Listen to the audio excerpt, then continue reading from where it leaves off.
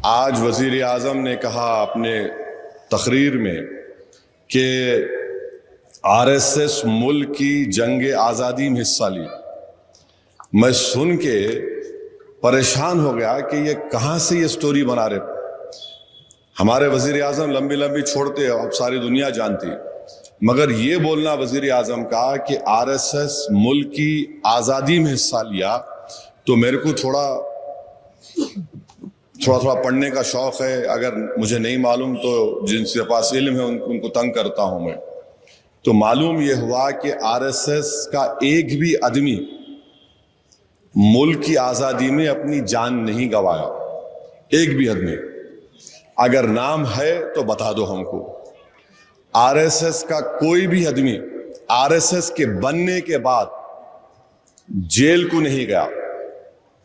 अब तारीख ये बताती है कि हेगडेवर जो बानी है आरएसएस के, जो आज 100 साल बनाए, आरएसएस बनने से पहले वो कांग्रेस के मेंबर थे, और हेगडेवर कांग्रेस के मेंबर होते हुए ये बात, उनकी जो बायोग्राफी लिखी गई, बायोग्राफी लिखने वाले का नाम चंद्रशेखर परमानंद भिशिकर था। तो उस वक्त हेगडेवर ने, जब आरएसएस बनी नहीं थी, वो अंग्रेजों के खिलाफ, और एहतजाज किस पे करे, खिलाफत मूवमेंट की तायीद में हेगडेवर थे, समझिए आप। तो खिलाफत मूवमेंट की तायीद में थे, तकरीर करे, पकड़े गए, 1 साल जेल में थे। उसके बाद महात्मा गांधी ने क्या कहा था कि जो कोई भी अंग्रेज उसको गिरफ्तार कर रहे हैं वो वकील नहीं ठहराएंगा, वकील नहीं ठहराएंगा, मगर हेगडेवर वकील ठहरा लिए। एक ये देखो आप बेचैनी उनकी। दूसरा, जो डंडी मार्च हम बोलते, जो नमक का जो तारीख में आया 1930 में, उस वक्त हेगडेवर जेल को गए, और जेल में उन्हीं की चंद्रशेखर परमानंद भिशिकर की किताब में वो लिख रहे कि हेगडेवर उसमें इसलिए हिस्सा लिए ताकि वो लोग जो जंग आज़ादी में हिस्सा ले रहे थे उनको आरएसएस में शामिल कर ले। मकसद ये नहीं था, मकसद ये था कि आरएसएस में शामिल करना इनको। तीसरा, आप देखिए कि क्विट इंडिया मूवमेंट हुआ 1942 में। 1942 में क्विट इंडिया मूवमेंट हुआ, उसमें प्राइम मिनिस्टर बोलते चिमूर मूवमेंट। भाई उसमें तो कई वॉलंटियर थे, आप कैसा उसमें, माने आप उंगली काट के भी शहीदों में शामिल नहीं हो सकते। मां भी एक प्रधानमंत्री लंबी दे दिए। ब्रिटिश अंग्रेजों के जो आर्काइव्स है, यानी उनका जो रिकॉर्ड है, उसमें उन्होंने लिखा कि आरएसएस के वर्कर कभी हिस्सा नहीं लिए और उनसे हमको खतरा नहीं। अंग्रेज लिख रहा जो खाबिज था। अब चौथी बात यह है कि जब क्विट इंडिया मूवमेंट हो रहा था, तो श्यामा प्रसाद मुखर्जी फजलुल हक के साथ डिप्टी सीएम थे। और फजलुल हक कौन था? ये वो आदमी था फजलुल हक जिसने मुस्लिम लीग की इजलास में पाकिस्तान बनाने का रेजोल्यूशन मूव किया, और श्यामा प्रसाद मुखर्जी उसके साथ डिप्टी सीएम थे। ये 4 चीजें, इसका जवाब भारत के प्रधानमंत्री नहीं देंगे। फिर ऑर्गेनाइजर एक आरएसएस की मैगजीन है, 1947 14 अगस्त आरएसएस अपनी मैगजीन में लिखा कि ये जो हमारा तिरंगे के 3 रंग है ना, उसमें लिखा कि ये जो 3 रंग है ये अशुभ है।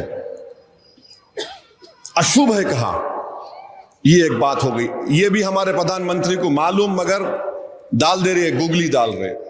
दूसरा, आप देखेंगे 23 नवंबर 1949 जब हम संविधान अपनाने, आईन हम अपने आप को बना लिए, जिसको बाबा साहेब अम्बेडकर और मुल्क के मुजाहिदीन आज़ादी ने बनाया, तो आरएसएस ने क्या लिखा कि हमको ये संविधान की जरूरत नहीं है।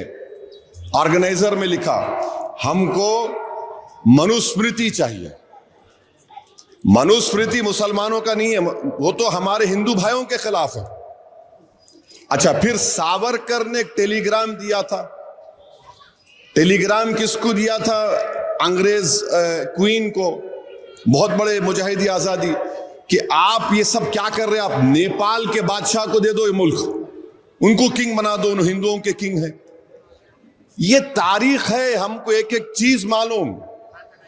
आज वजीर आजम ये जो बात कर रहे हैं ना, ये बिल्कुल गलत है। अच्छा, इनका एक और चीज है, आप बोर तो नहीं हो रहे ना, जरा सुनिए, क्योंकि ये आजकल जो नेशनलिज्म का डिबेट चल रहा है उसमें आरएसएस के लोग, बीजेपी के लोग, तो वजीर आजम हमारे उसमें उतर गए।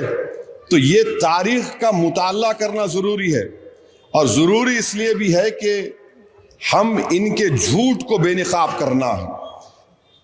अच्छा, ये जो गोलवालकर आरएसएस के दूसरे सदर थे, यानी उनको सर संचालक बोलते, उनकी किताब है बंच ऑफ थॉट्स। वजीर आजम जो तारीफ कर रहे आरएसएस की, बंच ऑफ थॉट्स में आरएसएस गोलवालकर की किताब, यानी बंच ऑफ थॉट्स उनके लिए बहुत बड़ी किताब है। उसमें उन्होंने कहा कि इस मुल्क में दाखिली खतरा अगर किसी को है तो ईसाइयों से, मुसलमानों से और लेफ्ट यूनियन से है। और वजीर आजम ये बोल रहे हैं, माने इनके एक एक, अगर मैं बोलना शुरू करूं तो 1 घंटा लग जाएगा, मगर मुख्तसर बोल रहा हूं। मेरे को मालूम आज के मेरे इस तकरीर के बाद बहुत से लोग उठ के खड़े होंगे, मगर याद रखो सिर्फ 4 पॉइंट बोला हूं। अगर पूरे तारीख के साथ बोलूंगा तो आपको शर्मिंदगी होंगी, आपको बहुत शर्मिंदगी होंगी। और आप बार बार भारत के मुसलमानों पे जो शक करते, अरे यहां पर इस शहर में मौलवी अलाउद्दीन मक्का मस्जिद में जुम्मे का खुतबा देकर, अवाम को रमजान के महीने में जुम्मे का खुतबा देकर, जो मौजूदा वुमेन्स कॉलेज पे लेके जाके अंग्रेजों के जो हेड था, निजाम तो खाली हुकूमत थी, मगर असल इख्तियार तो अंग्रेज के पास था, हमला हुआ, गोलियों से हमला हुआ। तो तुर्रेबाज खान और मौलवी अलाउद्दीन कहीं छुपे, फिर मौलवी अलाउद्दीन पकड़े गए। तो काला पानी का पहला कैदी कौन था? हैदराबादी था, मौलवी अलाउद्दीन रहमतुल्लाह अलैह। वहीं पर इंतकाल हो गया।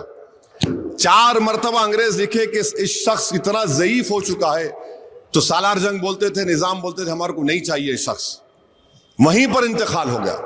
तुर्रेबाज खान को भागे गद्दार मुसलमानों ने उनको पकड़ाया और तुर्रेबाज खान की लाश को गोली मारकर सुल्तान बाजार में लाके 4 दिन तक लटकाया। तो ये तारीख है हमारी। तो आज वजीर आजम इस तरह की बात कर रहे हैं, बड़ा अफसोस हो रहा है हमको। वजीर आजम देश को बता दे, आरएसएस कितनी तारीफ करते ना, आरएसएस जो रोज दुआ पढ़ते वो क्या है उसमें, जो रोज दुआ पढ़ते, प्रार्थना जो बोलते, क्या है उसमें? आरएसएस का जो मेंबर बनता, जो उसको हल्फ लेना पड़ता, वो हल्फ भारत के संविधान के खिलाफ है। और बीजेपी उसके तायीद में, वजीर आजम खड़े हो गए उसकी तायीद में। तो वजीर आजम को ऐसे लोगों को साथ रखने जो उनको सही तारीख बताएं। प्राइम मिनिस्टर खुद बोलते, हाँ मैं स्वयं सेवक हूं। आप स्वयं सेवक थे होंगे या है होंगे अभी भी, मगर आपने भारत के आईन पर हल्फ उठाया है। और जो लोग भारत के आईन को कहा था, लिखा गया ऑर्गेनाइजर के मनुस्मृति चाहिए हमको, आज वो आप उनकी तायीद में बोल रहे हैं। तो हम वजीर आजम के इस बयान की मजम्मत करते हैं।